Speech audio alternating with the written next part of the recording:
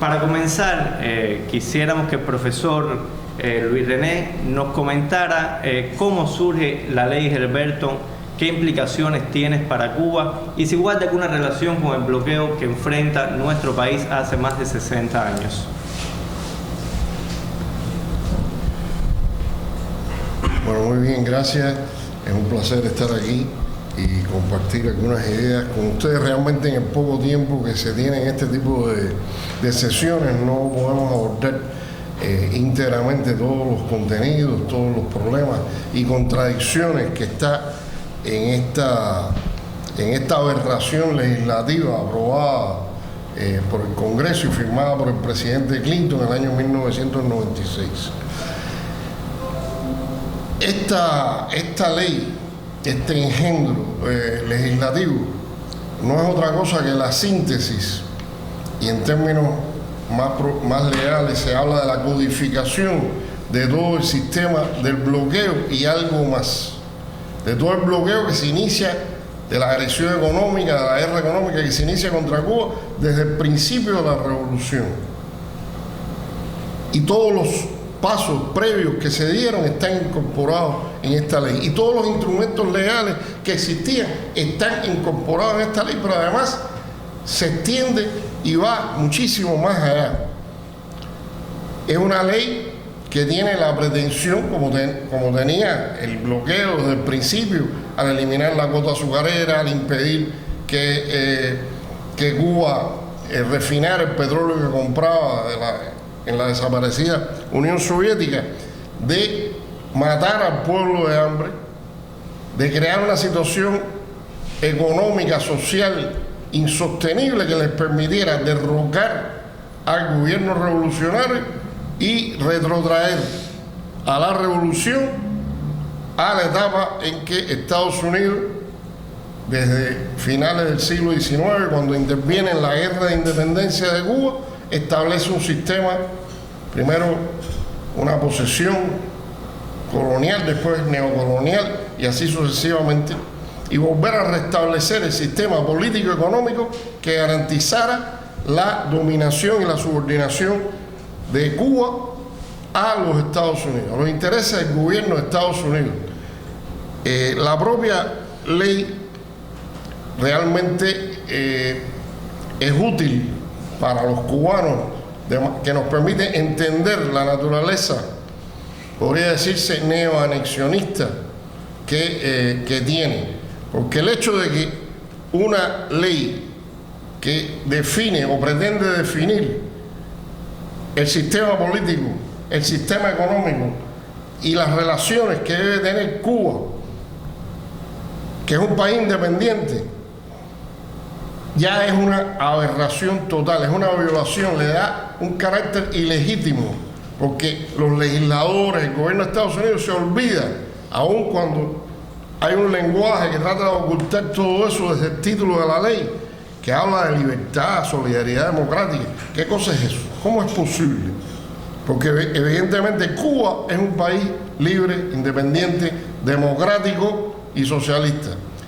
El gobierno de Estados Unidos no tiene ningún derecho de aprobar y pretender aplicar, mucho menos con carácter de extraterritorialidad, una ley que no es cubana. Eso le corresponde al pueblo de Cuba, le corresponde a la Asamblea Nacional de Cuba, a los órganos dados por el propio pueblo cubano en su proceso de conformación de su sociedad. Y lo mismo con el sistema económico. Entonces, ¿cuál es el objetivo? El objetivo es ese.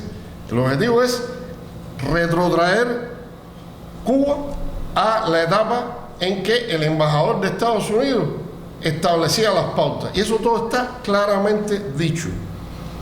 Por lo tanto, esos son los objetivos. Pero dentro de esos objetivos, yo quiero decir que, conectando con una nomenclatura más contemporánea y como mencionaba nuestro moderador, refiriéndose a la guerra, al bloqueo que se está llevando a cabo contra Venezuela, hay que decir que este documento es quizás un primer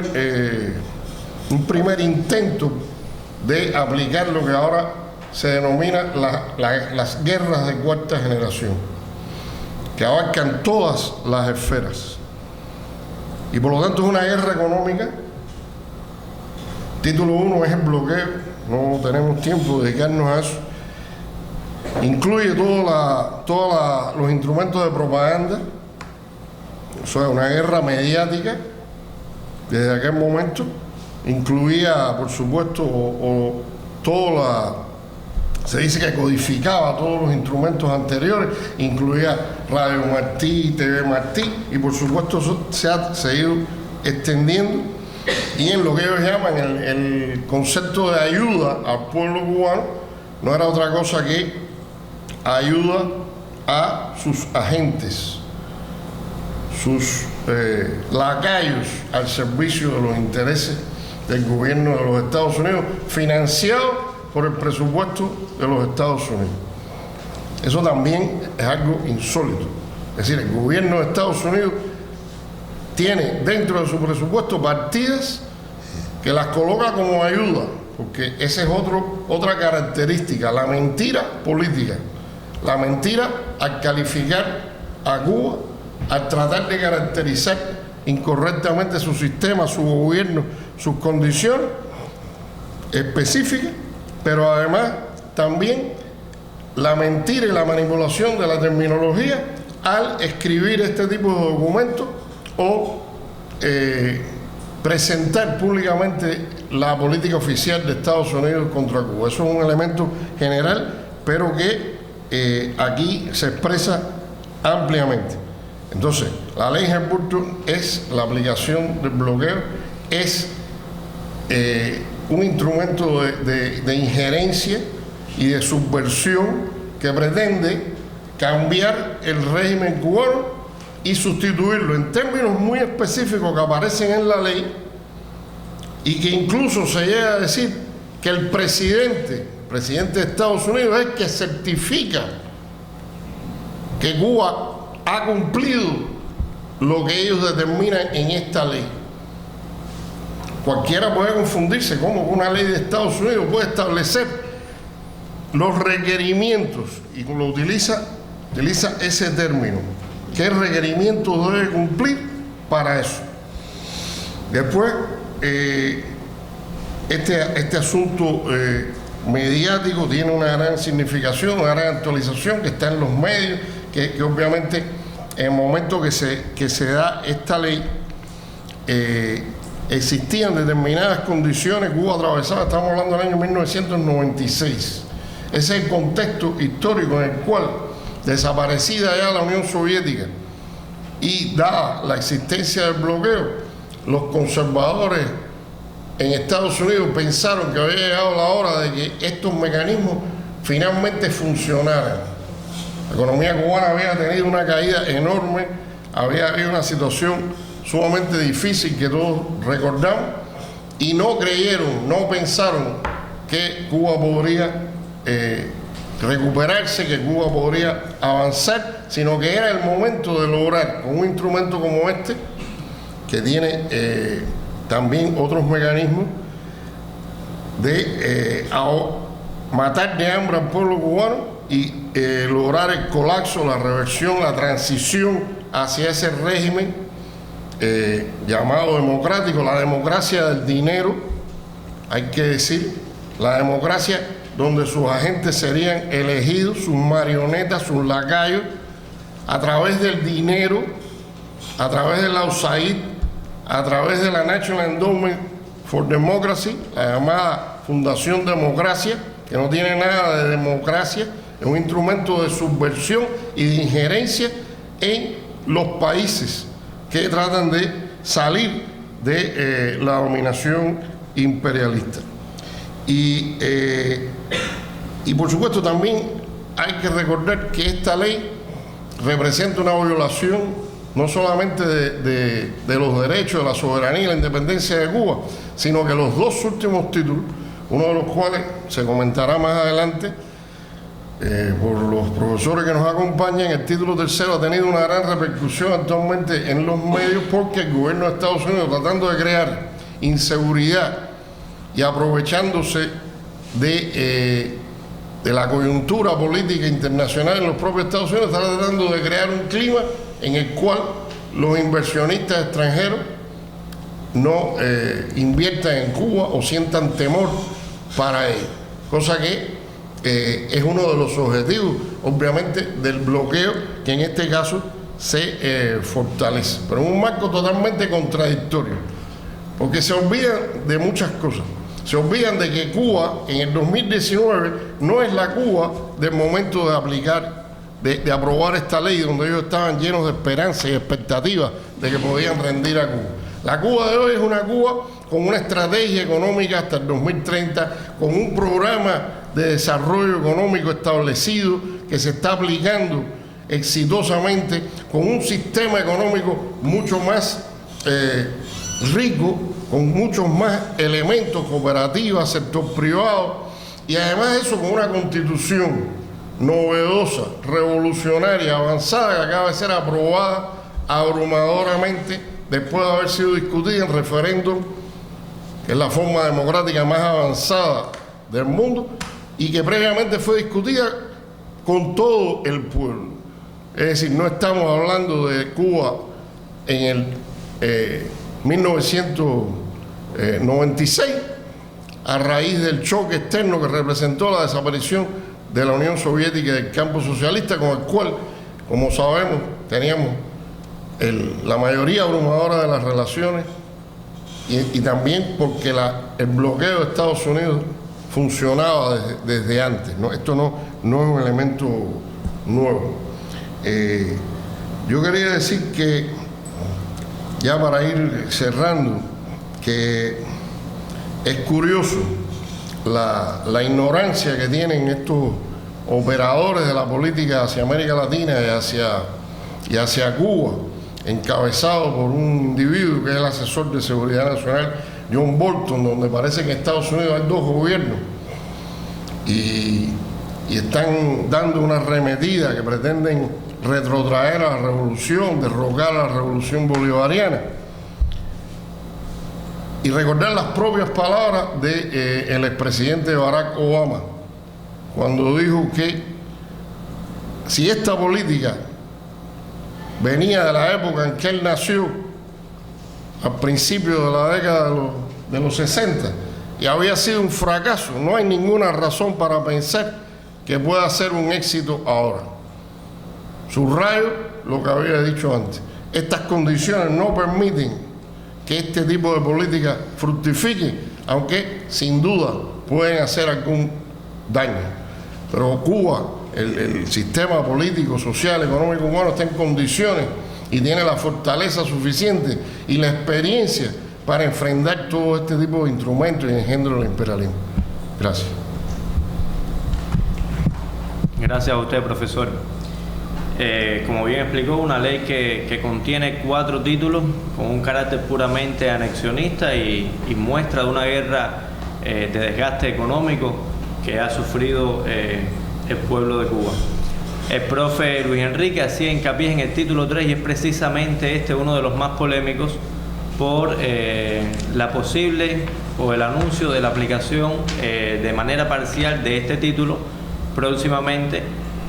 Y entonces queríamos profundizar en este tema, qué amparo tiene el título 3 en el derecho internacional, y otro tema polémico del cual se esconden, ha sido una de las justificaciones principales para tratar de justificar esta ley ante la opinión pública internacional, que es la manipulación del proceso de nacionalización que llevó a cabo el pueblo cubano, un proceso legítimo, que ha tenido muchas trabas por parte del gobierno de los Estados Unidos. Cuba saldó la deuda con muchos países, la mayoría, excepto con Estados Unidos, con muchas trabas que terminaron en un injusto bloqueo. Entonces quisiera que el profe Harold y el profe Cosillo nos ayudaran a entender esto, el respaldo que tiene la ley Helms-Burton tras el derecho internacional y el proceso de nacionalización que ellos llaman confiscación, de una manera, de una manipulación burda con este tema. Bien, en relación con el título 3 y el título 4 de esta ley, debemos situarnos en que esta es una ley aprobada en el año 96, es decir, que la ley Helms-Burton rige desde el punto de vista jurídico de esa época. Sin embargo, desde esa época, el título 3 y el 4 no se venía aplicando, es decir, se venía prorrogando el hecho de cuando se iba a aplicar. ¿Cuál es el contenido de esos títulos precisamente? En el título 3 lo que se plantea es que se autoriza a los tribunales norteamericanos a que ellos puedan recibir reclamaciones de las personas que fueron objeto de nacionalización y que estén traficando con bienes confiscados. Es decir, la ley utiliza el término ese. Es decir, que se autoriza. Precisamente quiero aclarar eso, ¿no? Es decir, ellos al hablar de confiscación están hablando desde el punto de vista jurídico. La confiscación se aplica precisamente cuando se va a penalizar la comisión de un delito. Y realmente el que recibe esta sanción no recibe ninguna indemnización. Al contrario, probablemente va a la cárcel, probablemente tiene que ir a resolver la situación en que ha incurrido. Es decir, obviamente la expropiación forzosa, que es lo que se ha aplicado en el proceso nuestro, lo que conlleva es a la compraventa obligada por el Estado de aquellos bienes que se entiende que por interés público deben estar en manos del Estado, manejar el Estado. Y el Estado, por supuesto, aprueba una compensación para cubrir el gasto que se requiere aquí. En la confiscación no. La confiscación precisamente hay un delincuente que va a la cárcel. En definitiva no hay que devolverle nada, es que tiene que devolver. Y precisamente en los casos en que hubo confiscación aquí, son los casos de los batistianos. Es decir, la tiranía batistiana, con todos sus agentes, lucraba robando el erario público, asesinando a la gente. Y precisamente en los primeros meses del año 59 se aplica la confiscación de los bienes de esta gente. Sin embargo, en la ley Helmholtz, que supuestamente es una ley legítima, la ley aprueba de que se pueda reclamar precisamente los bienes confiscados a partir del 1 de enero del año 59, lo cual es una aberración más de esa ley y que demuestra el objetivo que se persigue. El objetivo fundamental no es otro que derrocar la revolución cubana, derrocar el gobierno de Fidel Castro.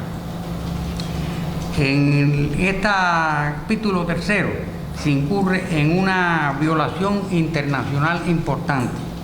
Es decir, en la ley se establece que se autoriza a reclamar no solamente a los que fueron nacionalizados sin ser norteamericanos, sino incluso a los cubanos que se hicieron norteamericanos después.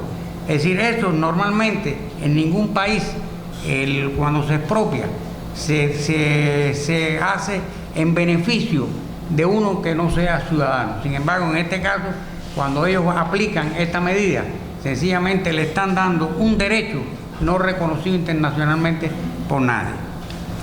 En el título 4, que también es otro de los títulos que están en suspenso y que se supone que empiecen a aplicarse a partir del 19 de marzo, lo que se plantea es la prohibición de viajar a Estados Unidos a los dirigentes, a los familiares de las personas que estén vinculados con negocios en que esté incluida una, como ellos le llaman, una propiedad confiscada. Es decir, en estos casos se les suprime el permiso de viaje, no pueden viajar a los Estados Unidos. Es decir, estas son las posiciones fundamentales que tiene esta ley, que van precisamente contra nuestro desarrollo, con nuestras posibilidades de desarrollar nuestro programa político y económico. Habría que decir, sobre todo, para el pueblo de Cuba completo, que conozca bien los artículos de esta ley, y además para también los terceros, los de otros países que invierten en Cuba, que están por desarrollar y contribuir al desarrollo de nuestro país, que el país está preparado precisamente para combatir esta posición. Y desde el punto de vista jurídico, vale la pena mencionar lo que se ha hecho en materia de ley de inversión extranjera.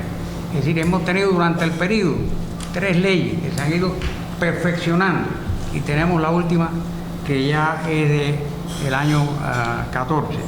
Es decir, estas leyes de inversión permiten precisamente dar seguridad al inversionista. Es decir, por un lado, en la ley se plantea que hay garantías por parte del Estado. El Estado garantiza a los inversores el que puedan remesar o transferir a su país las utilidades que puedan obtener. Pero también el Estado les garantiza que los beneficios que les da esta ley vigente y que abarcaron a ellos se van a mantener. Es decir, el Estado les garantiza que no se van a modificar, que se van a mantener esos beneficios. Por otro lado, la ley de inversiones da distintas alternativas de cómo poder participar en la economía cubana. Es decir, habla de las empresas mixtas, cómo se pueden organizar, asociaciones internacionales, incluso entidades enteramente extranjeras. Están perfectamente definidas en la ley y está perfectamente definido cómo se puede acceder a él. Existe además legislación sobre lo que es la comisión de aprobación, que decide precisamente las inversiones que se aceptan y demás.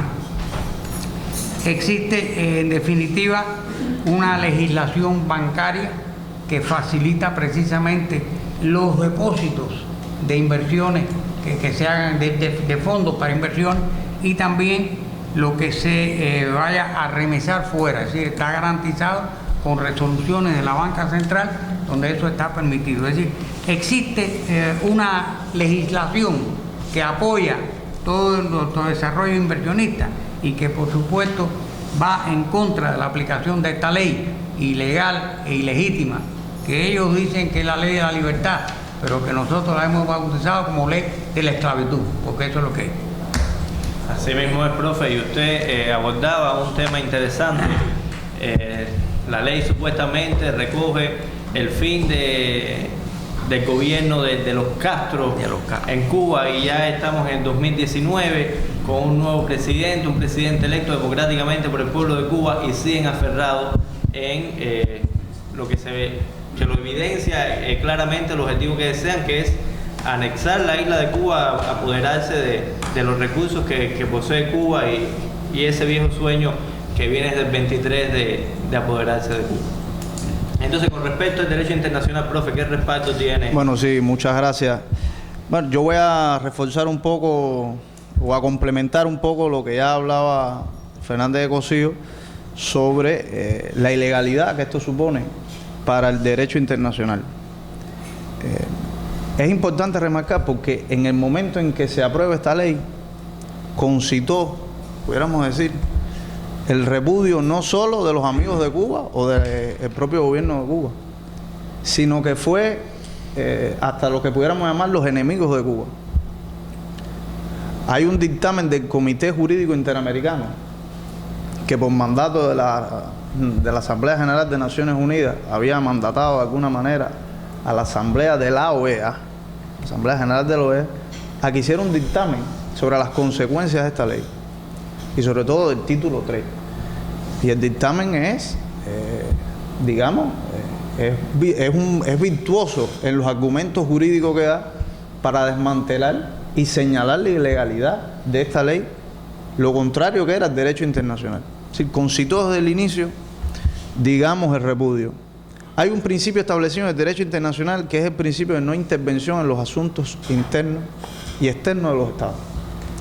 Y esta ley, como ya exponía el profesor Luis René y también Fernández de Cosío, es una ley claramente dirigida a subvertir el orden político económico de otro estado. Es una ley, por tanto, que en términos de derecho internacional puede constituirse un hecho ilícito. Toda su aplicación puede constituir un hecho ilícito por contrariar una obligación del derecho internacional que establece este principio de no intervención consagrado en el derecho internacional. Exacto. Consagrado en el derecho internacional y que fija consecuencias para los estados. Un estado es responsable internacionalmente cuando comete un hecho ilícito, y este hecho ilícito se puede cometer cuando usted viola una norma de derecho internacional, una obligación de derecho internacional en vigor para usted, y el principio de no intervención es un principio estructural básico del derecho internacional y rige las relaciones, recompone, pone límites a las relaciones entre los estados. En relación a ello, nosotros pudiéramos decir que el fundamento, lo que está detrás de todo esto, es lo que ya advertía con mucho tino, que es lo que ellos llaman confiscación, que en la ley ellos le dan una definición que es aquella a toda apropiación que hizo el Estado por materia de expropiación, que nosotros le llamamos nacionalización porque el derecho internacional lo reconoce así, sin que se cumplan determinadas garantías. Ellos exponen de que no se cumplieron determinadas garantías y por tanto Cuba cometió un hecho ilícito en su momento y que debe ser reparado. Ya el profesor lo adelantaba, todo Estado tiene derecho a la nacionalización. Las Naciones Unidas, el derecho internacional ha consagrado que los estados tienen soberanía permanente sobre sus recursos naturales. Y lo han afirmado en muchas resoluciones. La Asamblea Nacional ha sido prolífica en eso. Y ojo, cuando establece la indemnización, en el caso de que se nacionalice, porque priman los derechos soberanos, porque prima la soberanía permanente sobre los recursos, incluso sobre la llamada teoría de los derechos adquiridos o estándar mínimo, que es una teoría que vino de los países que eran los que invertían para proteger a los inversionistas, decían no puede expropiarse porque ya fue un derecho adquirido. Es decir, no puede venir una ley posterior a arrebatarte de alguna manera, a expropiarte un bien que ya tú habías adquirido. Bueno, el derecho internacional dijo no, prima la soberanía permanente de los estados sobre esos derechos adquiridos. ¿Cabe la indemnización? El derecho internacional te dice, cabe la indemnización. Pero una indemnización pronta, adecuada y justa, como ellos quisieron en su momento alegar que era del derecho internacional, no.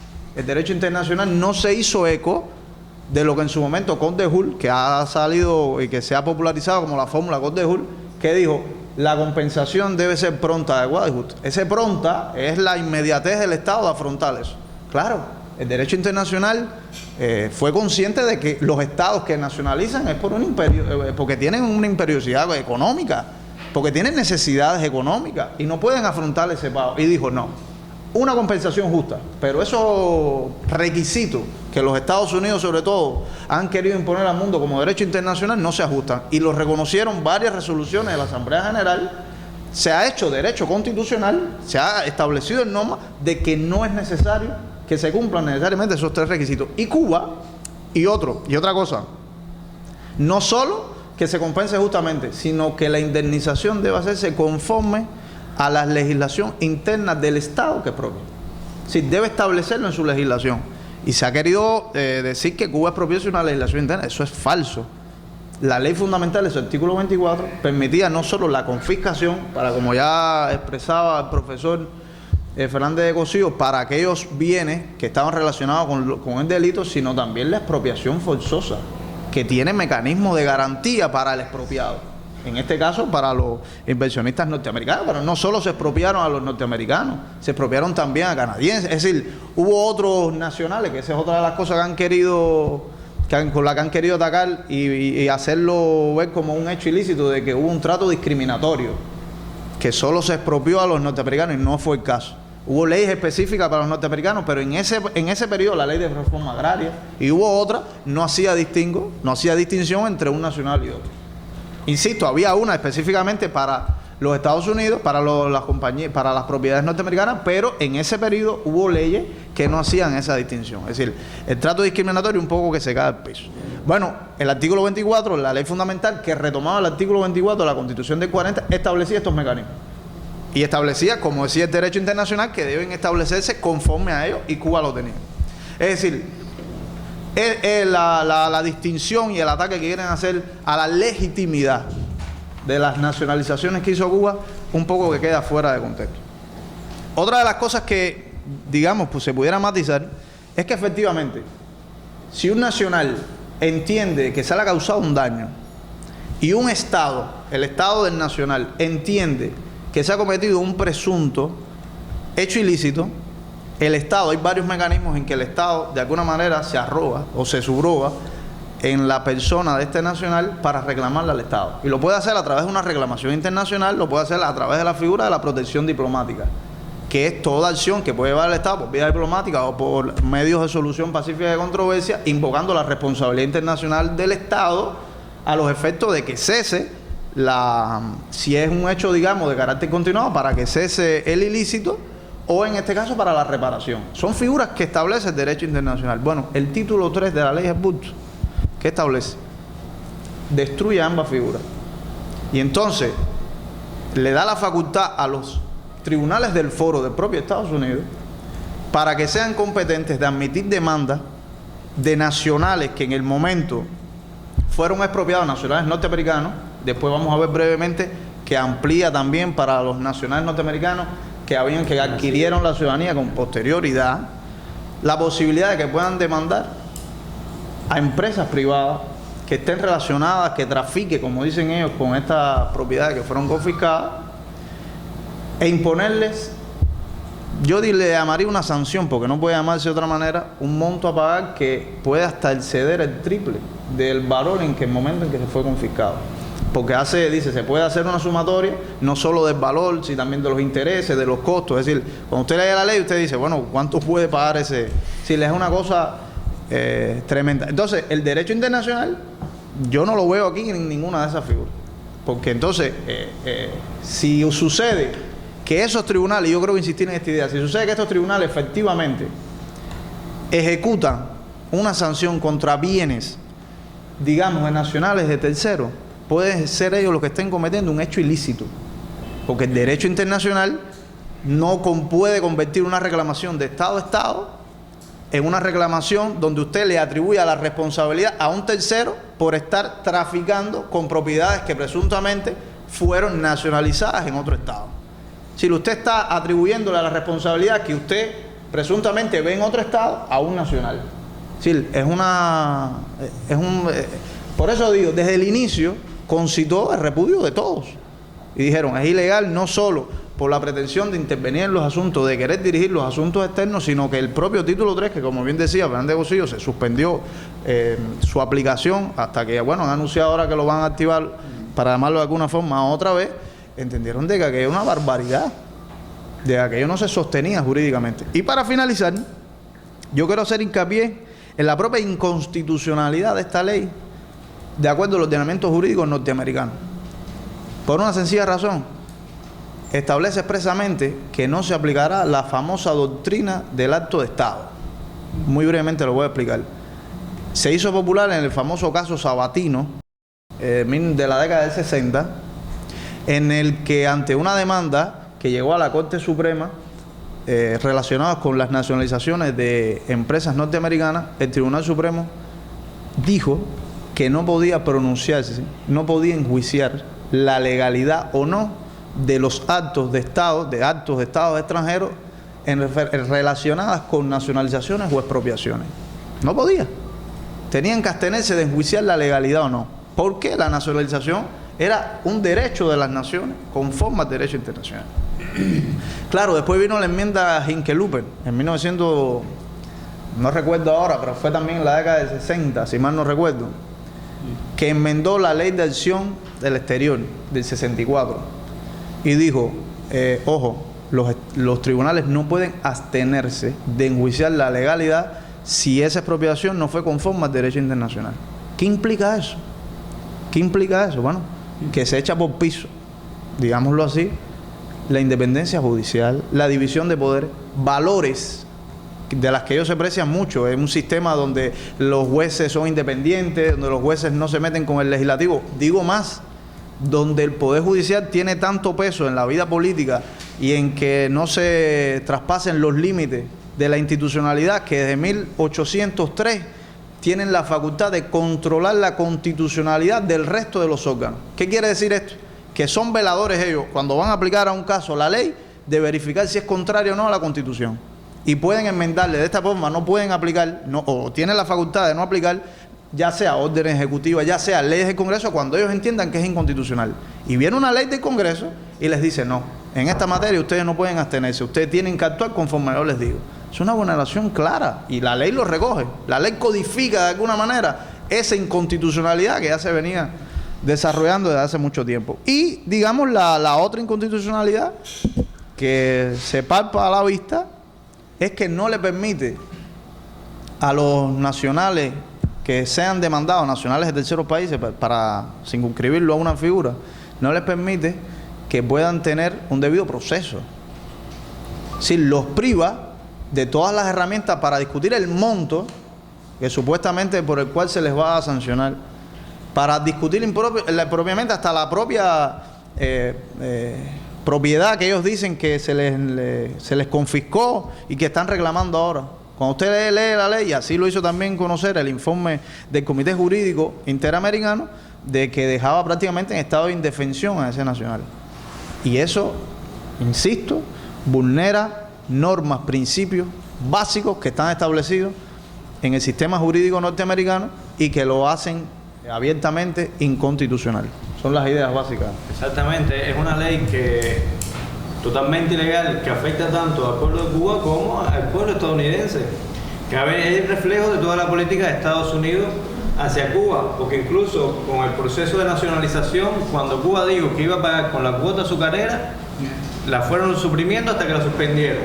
Y no hay cuota azucarera. Y Cuba con los estadounidenses había logrado, bueno, con la cuota azucarera que anualmente se vende, íbamos sacando un % y se va pagando todo el proceso de nacionalización. O sea, nunca fue el objetivo ni de recuperar las propiedades, ni que de las personas obtuvieran una indemnización justa, sino es el objetivo de cambiar el sistema, de tumbar el gobierno desde que fue electo prácticamente, o sea, de que llegó al poder en 1959. Y aquí nos llega una pregunta que el tema lo abordó el profesor Cosío. Tal vez alguien del público nos pueda ayudar, porque la pregunta dice así: ¿el gobierno cubano ha adoptado alguna medida para proteger a los inversionistas extranjeros? ¿Existe alguna ley que respalde eso? ¿Se ha hablado de eso en algún momento en Cuba? No sé si alguien del público pueda...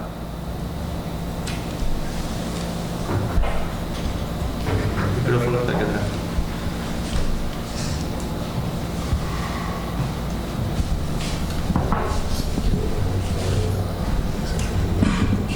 Buenos días. Respondiendo a su pregunta, decirle que bueno, la referencia que hacía el doctor Cosío de toda la legislación que había venido acompañando el proceso de inversión extranjera en este país tiene un antecedente en el año 96, cuando tiene lugar la promulgación de la ley Helburto, llamada eufemísticamente la Ley para la Libertad y la Solidaridad Democrática Cubana, conocida para nosotros como Ley de la Esclavitud. La Asamblea Nacional del Poder Popular, en la sesión del 24 de diciembre del 96, promulgó la Ley 80, denominada Ley de la Reafirmación de la Dignidad y Soberanía Cubana, que era una respuesta a esta ley absurda del gobierno de los Estados Unidos y un llamado a los inversionistas extranjeros que demostraron siempre su confianza en el gobierno cubano, aún en los años más difíciles del periodo especial, y establecieron sus inversiones en Cuba, la confianza de que el gobierno cubano lo acompañaría en todo proceso que tuviera lugar en contra de la ley, ¿no? Y que lo acompañaría en la utilización de todas las fórmulas legales posibles para acompañarlo en este proceso. Esta ley, que consta de 14 artículos, declara ilícita la ley Helburto, inaplicable y sin valor y efecto jurídico alguno, y encarga al gobierno de la República de Cuba adoptar las disposiciones, medidas y facilidades que resulten necesarias para la total protección de las actuales y futuras inversiones de los inversionistas extranjeros en Cuba.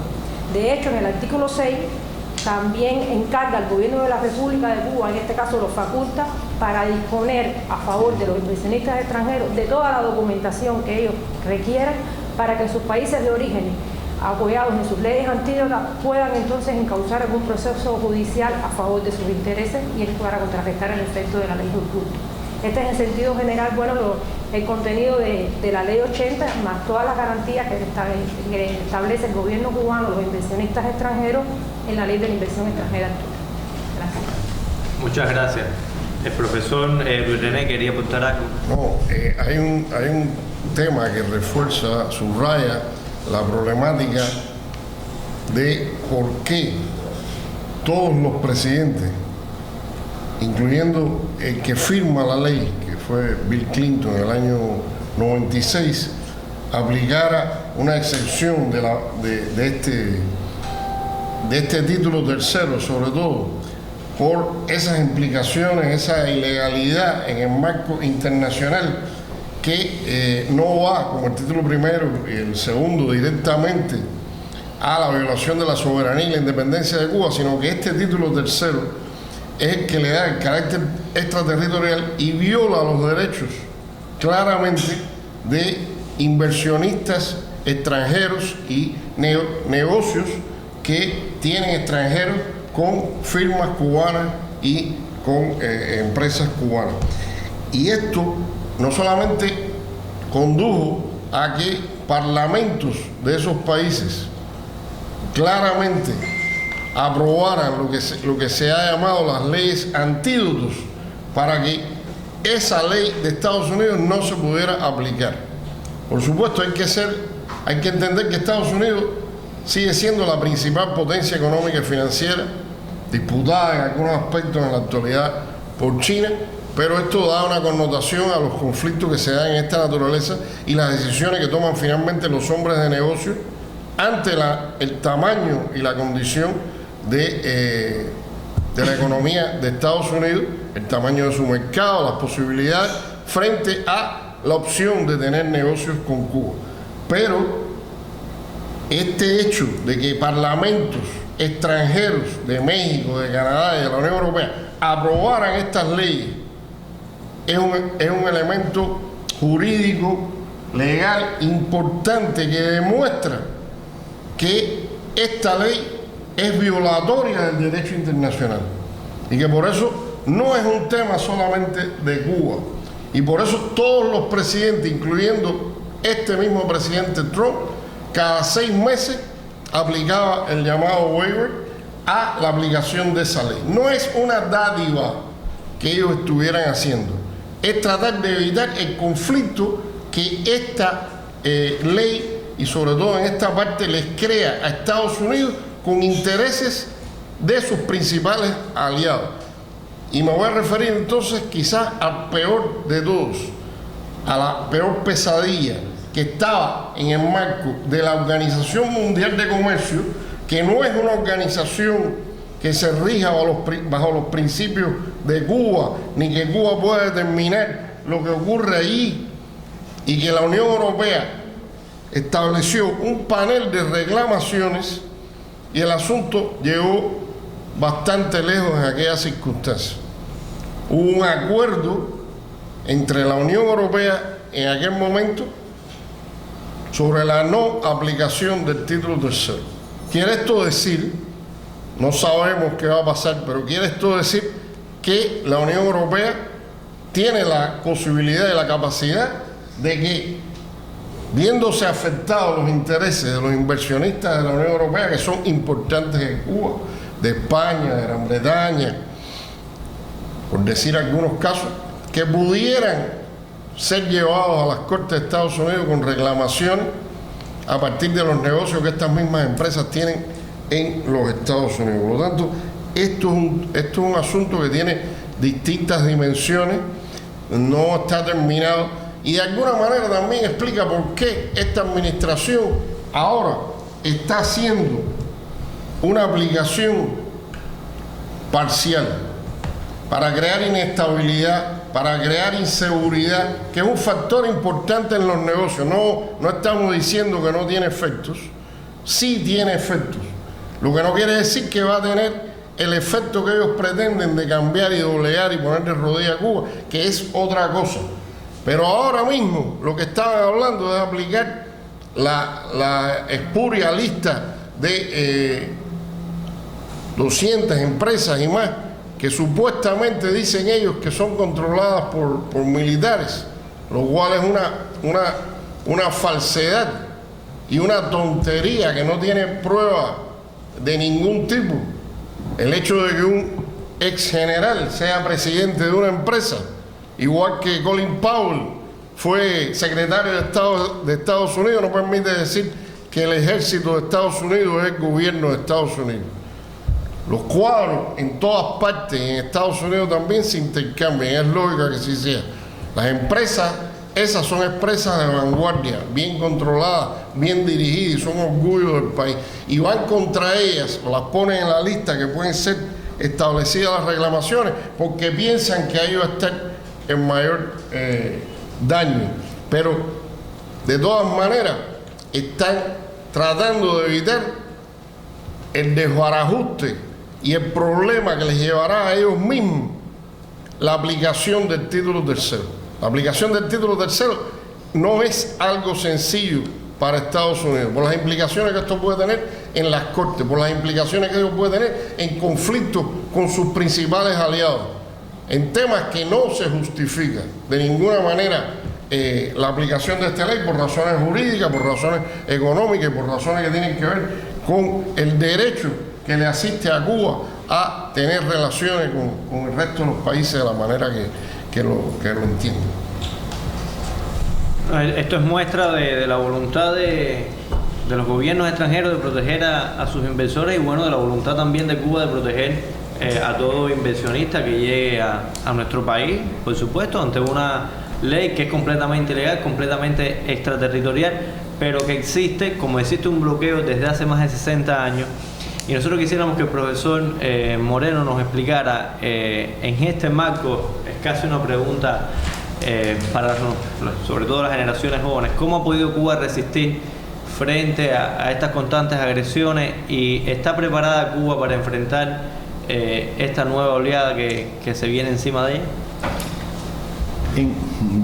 Buenas tardes, buenos días, buenas noches, no sé, depende de quién nos esté escuchando, a todos los que nos están escuchando en estos momentos. Y gracias por haberme invitado a este panel, también a los organizadores del panel. En primer lugar, yo quería decir que todas estas agresiones económicas, no solo las contenidas en la ley Helms-Burton, porque la ley Helms-Burton es, vamos a llamarle, bastante reciente. Sin embargo, las agresiones económicas hacia Cuba están desde el primer día que triunfa la Revolución Cubana y tal vez podemos decir que antes. Pero bueno, no olvidemos la famosa cuota azucarera que se habló aquí, no olvidemos los sabotajes a la producción como los mismos que están haciendo en Venezuela.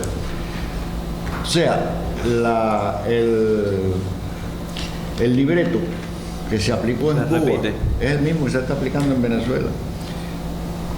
Por lo tanto, nosotros ya tenemos casi 60 años de experiencia en enfrentar este tipo de agresiones. Agresiones que han sido dinámicas. ¿Por qué? Porque se han ido modificando en la medida que hemos avanzado, que el gobierno de Cuba ha encontrado y el pueblo de Cuba ha encontrado soluciones a las agresiones que nos han impuesto en cada momento. Ha habido una respuesta, han inventado nuevas agresiones hasta que hemos llegado a el engendro de la Helms-Burton con todos sus capítulos y todo lo que hemos hablado aquí. Pero bien, todas estas agresiones han tenido como objetivo lo que se ha planteado: ahogar al pueblo cubano económicamente, limitar el desarrollo de la economía cubana para que el pueblo cubano sufra las escaseces, las necesidades propias de los mecanismos que han aplicado para limitar el desarrollo de la economía cubana y sobre todo que no se puedan llevar a cabo aquellas metas que estuvieron planteadas desde la historia en Versos Verá, cuando Fidel planteaba la solución a problemas graves, críticos que tenía nuestra sociedad, entre ellos la educación, la salud, la vivienda, etcétera, etcétera. Todos estos programas sociales se han cumplido, a pesar de que hemos tenido que enfrentar una serie de dificultades ante las agresiones económicas que se nos han impuesto. Las limitaciones al comercio han tenido grandes efectos sobre la economía cubana.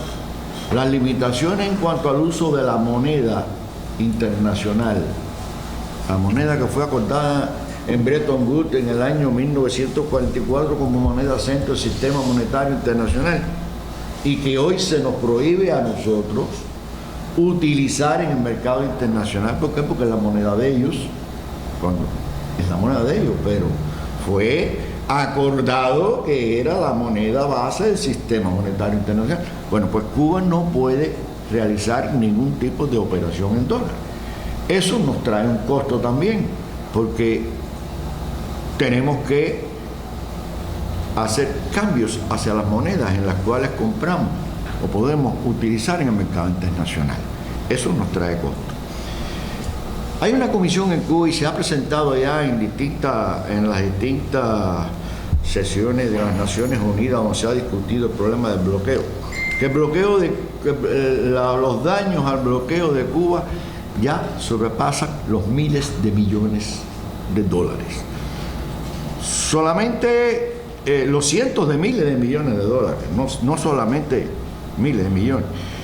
Solamente en el año 2018 se calcula que tuvimos un efecto negativo del bloqueo de 4.000 y tantos millones de dólares. Un país con estas agresiones le resulta bastante difícil no solo crecer, sino mantener una economía. Sin embargo, nosotros, el pueblo de Cuba, ha aprendido por un lado a sortear estos obstáculos y por otro lado ha manifestado un nivel de resistencia inigualable. Eso hay que reconocerlo, reconocido por todo el mundo, el nivel de resistencia que ha tenido el pueblo cubano. Nosotros hubiéramos podido tener durante estos 60 años un nivel de crecimiento económico muchísimo mayor que hemos tenido hasta ahora, porque solamente imaginémonos que todos esos miles de millones de dólares que hemos perdido producto de los efectos del bloqueo los hubiéramos podido invertir en el desarrollo económico y social de nuestro país. Sin embargo, a pesar de ello, nuestro país ha mantenido las conquistas sociales que se lograron en los primeros años de la revolución, en los años 70, en los años 80 y en los 90, en medio de la crisis más fuerte que ha tenido la economía cubana producto de la caída del campo socialista, donde perdimos, con el campo socialista no teníamos el 85% de nuestro comercio, concentrado en esos países, en ese grupo de países. Y de pronto nos quedamos sin ese mercado. Tuvo que ir hacia el nuevo mercado. No solo mercado de mercancías, sino en campo financiero también. Las corrientes de financiamiento que teníamos para las inversiones nuestras venían de ese campo. También las perdimos. Pero además no las teníamos ya en los organismos financieros internacionales ni en el mercado internacional de capital, producto de ¿qué? Del bloqueo. Nuestro país, hay que tener en cuenta que las inversiones que todo país hace con financiamiento externo y financiamiento de largo plazo, con bajas tasas de interés, producto de organismos financieros internacionales, organizaciones financieras internacionales, nuestro país tiene que hacerla con el resultado de sus ingresos en divisas, producto de sus ventas de servicios o sus ventas de mercancías. Y con esos escasos recursos tiene que destinarlo tanto al consumo como a la inversión. Y el poco financiamiento que puede conseguir para la inversión, algún financiamiento de algunos países, de algunos gobiernos, de algunos países amigos, pero que no son lo suficiente para un nivel de crecimiento como debía tener nuestro país o cualquier país, para un nivel de crecimiento que sostenga un desarrollo de no menos de un 5%. Para eso tendríamos que tener dinero procedente de estas instituciones que son las que financian las obras de infraestructura, las principales inversiones en los países, no solo en los países en desarrollo o los países subdesarrollados, como a mí me gusta decirle, sino que en países desarrollados también esas obras de infraestructura son financiadas por estos organismos internacionales. Sin embargo, la economía cubana no ha contado con ese financiamiento y ha tenido entonces que contar con ¿qué? Con algún financiamiento de los proveedores. Sabemos que los financiamientos de los proveedores no son financiamientos ni a largo plazo ni a bajas tasas de interés. Pero si además de eso ponemos el riesgo que se le calcula a los préstamos a Cuba por las mismas instituciones norteamericanas, entonces las tasas de interés que tenemos que pagar por los créditos, incluso para inversiones, son tasas de interés leoninas, tasas de interés bastante altas, que en muchos casos superan hasta el 10%, el 10 y el 12%. Con esas tasas de inversiones no puede ningún país llevar a cabo desarrollo de sus obras de infraestructura.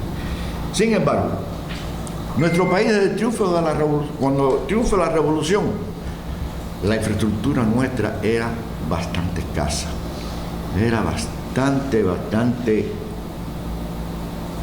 típica de un país totalmente subdesarrollado. La revolución tiene que desarrollar carreteras, tiene que desarrollar puertos, tiene que desarrollar embalses, tiene que desarrollar obras de transporte, de comunicaciones, etc. ¿De dónde salen esos recursos? Y sin embargo, con esos recursos, la necesidad de esos recursos, más la necesidad de los recursos para mantener las conquistas que se han logrado en cuanto a educación, salud, deporte, cultura, con todas esas conquistas, hemos sabido utilizar los recursos de tal forma que podamos continuar desarrollando nuestro país y mantener esas conquistas sociales. ¿A costa de qué? Sí, sacrificio de la población en muchos otros gastos que pudiéramos llamarle hasta cierto punto superfluos y limitaciones en, vamos a llamarle exquisiteces de nuestra vida real. Pero todo esto no ha sido una cosa constante y simétrica, sino que el imperio ha aprovechado los momentos en los cuales puede darse una situación en nuestro país económica por un problema de baja de precios en el mercado, por un problema de pérdida de estos mercados. Ha aprovechado ese momento para apretar aún más a la economía cubana. Y la ha apretado. ¿Y dónde fue uno de los últimos apretones que se da a la economía cubana? Precisamente con la ley Helmholtz, que ya no me voy a referir a ella porque acá los colegas han hecho un análisis bastante amplio del mismo. Pero sabemos los efectos que tiene sobre Cuba.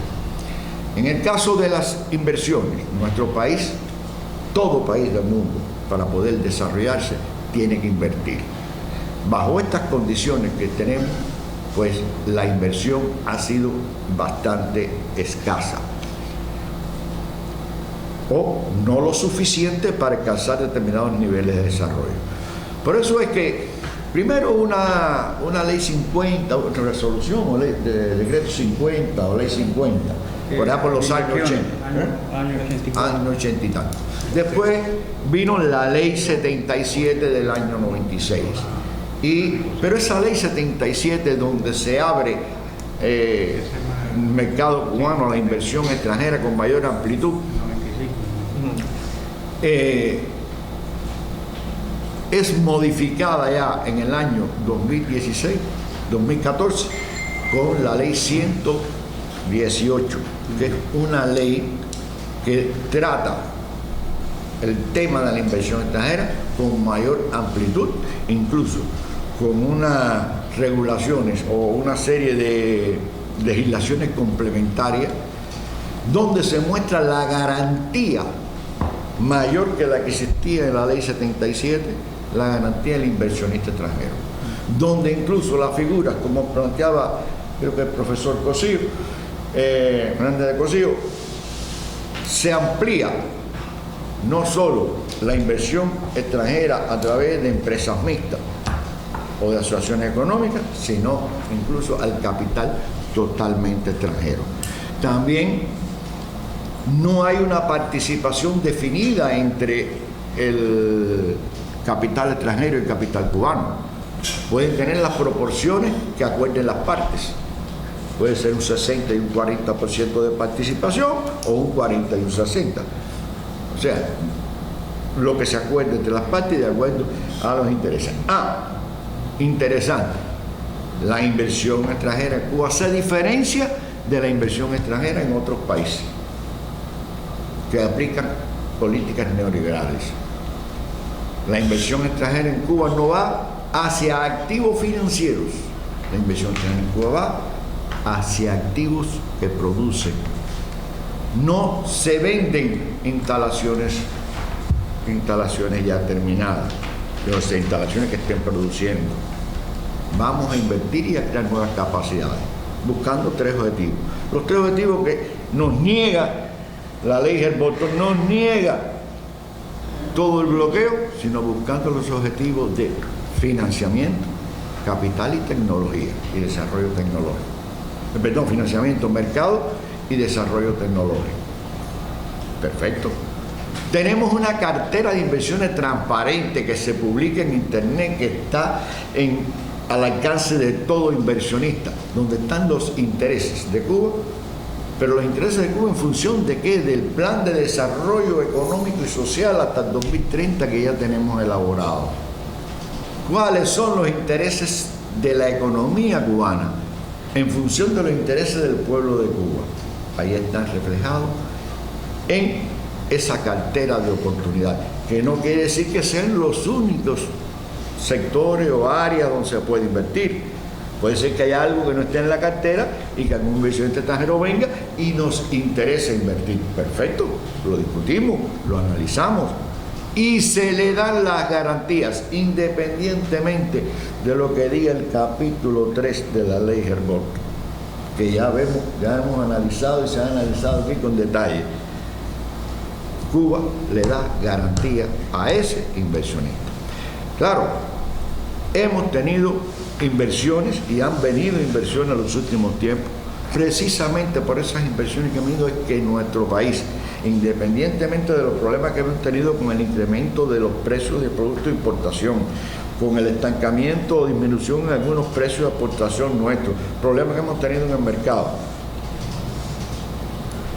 hemos tenido un crecimiento en el año 2017, 2018 y ahora para el 2019, un crecimiento modesto, pero no hemos tenido de crecimiento a pesar de todas las políticas que se ha aplicado por parte del gobierno norteamericano, y por mucho que ha apretado la soga no nos ha podido dar.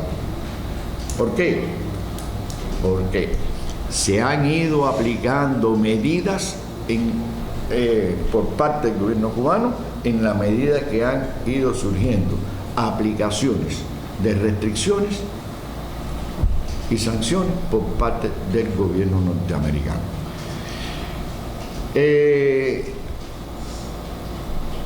¿Por qué nosotros no podemos acudir libremente a la banca?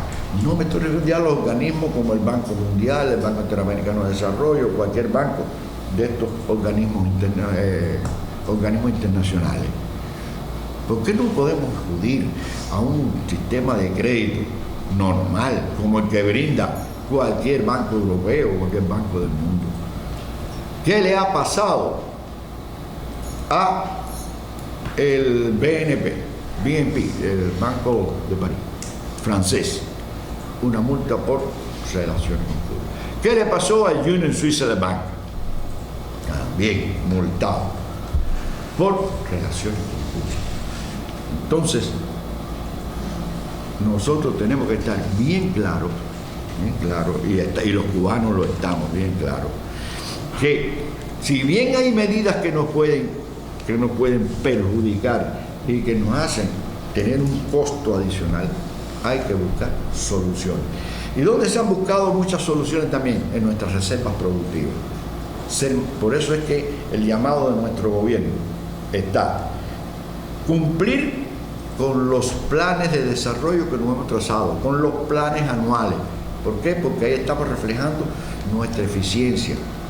Estamos tratando de hacer planes objetivos, eficientes, que recuperen o rescaten las reservas productivas que tenemos todavía. Tenemos reservas productivas. Y gracias a esas reservas productivas hemos podido crecer a más del 1%. Si no hubiéramos hecho uso de las reservas productivas, nosotros no hubiéramos podido tener estos niveles de crecimiento. También hemos tenido acceso a algún mercado de capital, sobre todo a crédito gubernamental. Y está todo conocido, los créditos de China, créditos de Rusia, créditos que tuvimos en su momento de Brasil, créditos de España. Hemos tenido créditos, pero esos créditos no son los niveles de financiamiento que necesitamos para crecer a más de un 5% para poder tener un nivel de crecimiento sostenido, que es lo que nosotros pretendemos. Y cuando hablamos de nivel de crecimiento sostenido no es solo crecer, sino crecer con desarrollo, con mejoramiento de las conquistas sociales que hemos tenido hasta ahora. La educación, tenemos buena educación, pero mejor todavía la que necesitamos. Tenemos buenos servicios de salud pública, tenemos que tener mejores servicios de salud pública. Los servicios básicos de la población, mejorarlos, mejorar las condiciones de vida de la población, que en definitiva es el objetivo del gobierno revolucionario de Cuba y es el antiobjetivo, o sea, el objetivo de negarlo es el objetivo que tiene el gobierno norteamericano a través de estas leyes que limitan o pretenden limitar el desarrollo económico de Cuba. Nosotros también en el campo de la inversión y la inversión extranjera hemos estado desarrollando ahora la Zona Especial de Desarrollo de Mariel. La Zona Especial de Desarrollo de Mariel es una obra de infraestructura colosal, una obra muy importante para el desarrollo de nuestro país. Tanto el puerto como tal, como la Zona Especial de Desarrollo. Ya en la Zona Especial de Desarrollo tenemos más de 40 empresas que están ahí, de las cuales ya se han terminado unas cuantas, se está trabajando con muchísima eficiencia en la construcción. Hay plantas ahí que se están haciendo en un año, menos de un año, incluso 14 y 16 meses. Hay eficiencia en el uso de los recursos constructivos y de los recursos técnicos para el desarrollo de esa zona. Y esperamos continuar creciendo en esa zona. Esperamos continuar creciendo en el desarrollo del transporte marítimo con, digamos, servicio de transbordo en nuestro puerto de Mariel. ¿Qué hace el imperio norteamericano? Sencillamente no permite que buques de cualquier parte del mundo que toquen puerto cubano no pueden tocar puerto norteamericano en 6 meses. En el gobierno de Obama se hizo una concesión, aparentemente. Pero ¿qué pasa? Que buques que tocaran puerto cubano podían tocar puerto norteamericano siempre que no tuvieran productos de alta tecnología, etcétera, etcétera. Entonces, ¿qué buque podía tocar puerto cubano? Eso, entonces también se mantenía, eso fue un eufemismo. A pesar de todo eso, continuamos desarrollando inversiones de infraestructura importantes, como es la infraestructura en las telecomunicaciones. Nos criticaban mucho por el caso de que no le damos internet a la población. Y sin embargo nos negaban los recursos tecnológicos para poder nosotros tener internet. Y nos negaban el financiamiento para poder internet. ¿Cuánto nos costó toda la fibra óptica que tuvo que tirar hasta Cuba y después en Cuba a través de todo el país para poder desarrollar nuestras comunicaciones? Una obra de infraestructura seria, grande. Los trasvases que estamos haciendo en la zona oriental, el desarrollo del puerto de Mariel y el desarrollo del puerto de Santiago de Cuba. Todas esas son obras inversiones que no tienen un rendimiento a corto plazo que se pueda manifestar en el bienestar de la población. Por el contrario, eso es sacrificio de la población, porque el recurso que se invierte es recurso que se deja de consumir en estos momentos para obtener un beneficio futuro. y tenemos que pensar no solo en nosotros, los que ya tenemos cierta edad, sino en nuestras nuevas generaciones que disfruten de ese futuro mejor. Estos son algunos de los aspectos más importantes que yo quería señalar en cuanto a cómo, a través de diferentes medidas que ha ido tomando el gobierno cubano, hay momentos en que el modelo económico cubano ha sido un modelo más centralizado. Hay veces que hemos tenido un proceso de descentralización mayor. Otros se han vuelto a centralizar los recursos, como sucedió a principios de los años 90. Después se vuelve a descentralizar en la medida en que se van teniendo las posibilidades. Y ahora, en estos momentos, estamos enfrascados en la actualización de un modelo económico cubano, basado también ya, como que tiene como base también ese modelo, el plan de desarrollo hasta el 2030, donde están identificados los ejes de desarrollo fundamentales y siempre teniendo en cuenta ¿qué cosa? El bloqueo. Porque ya aprendimos a vivir con el bloqueo. ¿Qué puede venir después de la ley Helmholtz y del capítulo 3? Ya un bloqueo completo naval únicamente que nos pongan una cerca alrededor de todo el país. Ya eso sabemos que es más difícil. Pero ya el bloqueo, ellos han agotado hasta donde han podido y nosotros hemos buscado soluciones no para eliminar los efectos del bloqueo, sino para resolver nuestro problema a pesar de los efectos del bloqueo, que no dejan de ser multimillonarios esos efectos del bloqueo. Hasta aquí. Muchas gracias, profesor. Hemos visto durante este panel cómo el afán recolonizador del gobierno de los Estados Unidos hace que ataque a nuestro país de una manera brutal, sin precedentes en el ámbito de la economía, luego de muchas agresiones de todo tipo que también sufrió nuestro país. ¿Cómo se prepara el pueblo cubano para enfrentar estas agresiones? Bueno, para que lo explique de una mejor manera, lo dejamos con el ministro de Economía y Planificación de Cuba en su intervención en la Asamblea Nacional del Poder Popular, donde explica las proyecciones de crecimiento para el desarrollo de nuestro país a pesar de estas adversas situaciones. Y con esta manera, amigos, nos estamos despidiendo. Hasta una próxima emisión. Gracias por su compañía y hasta pronto.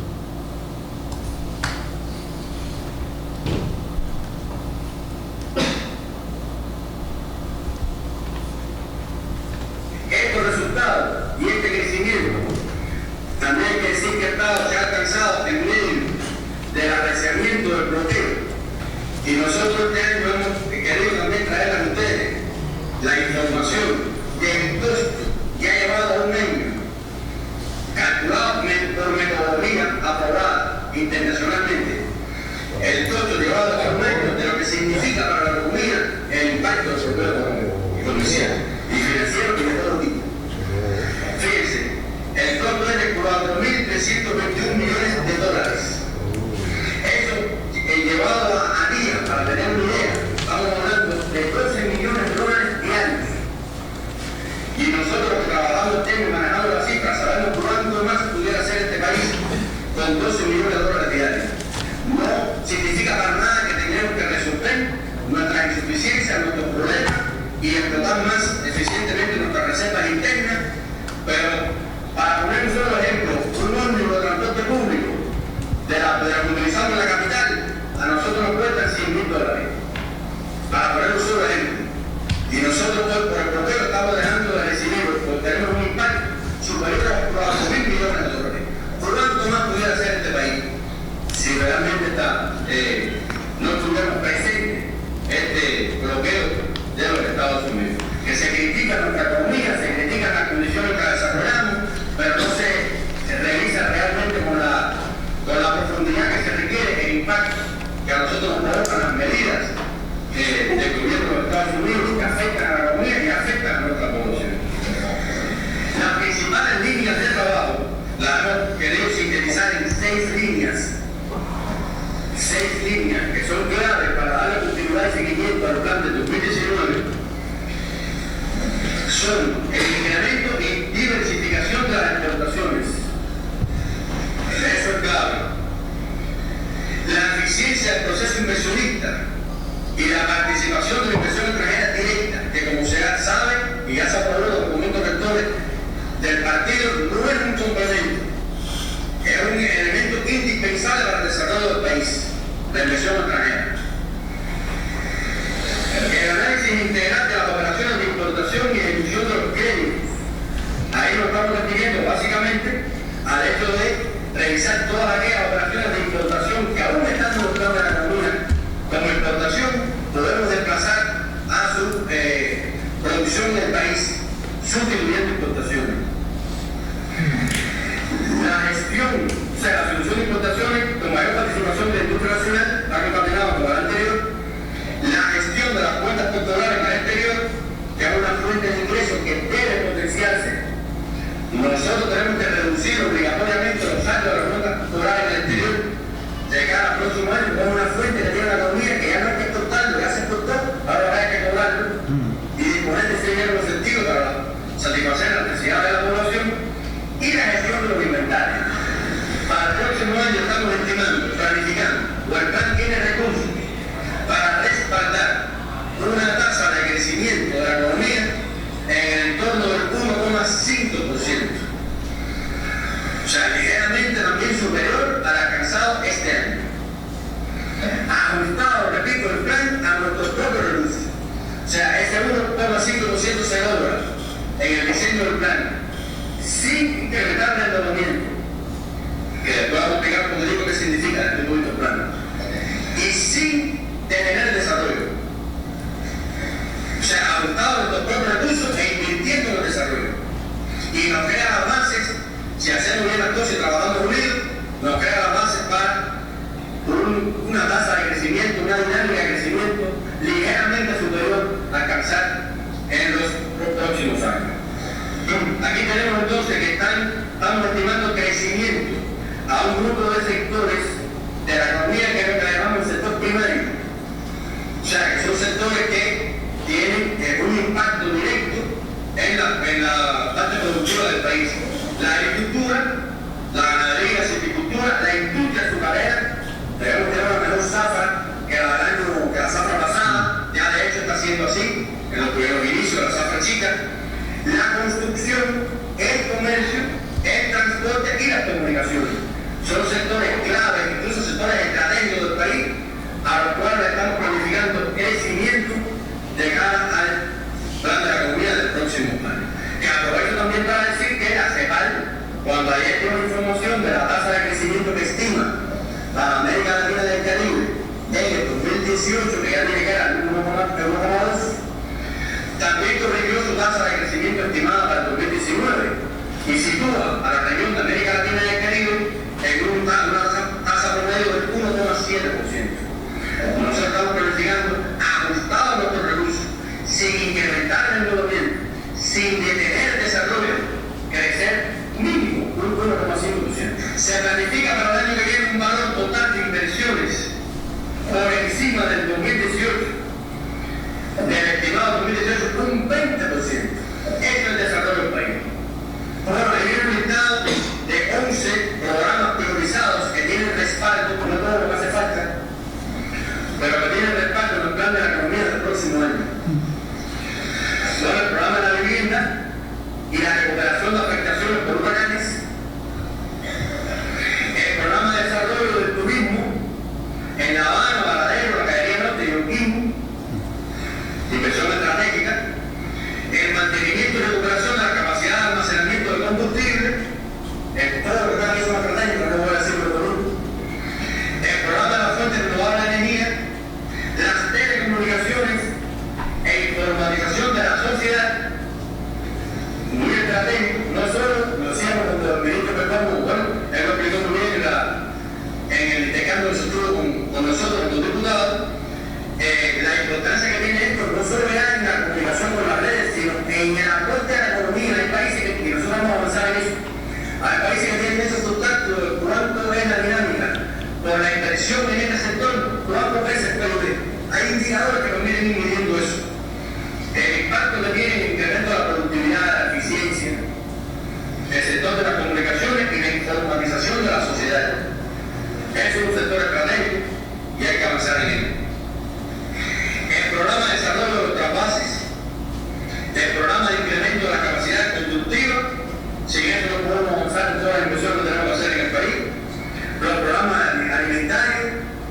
el desarrollo de las obras de infraestructura, el programa de Daniel y el programa de industria biofarmacéutica y la producción de medicamentos.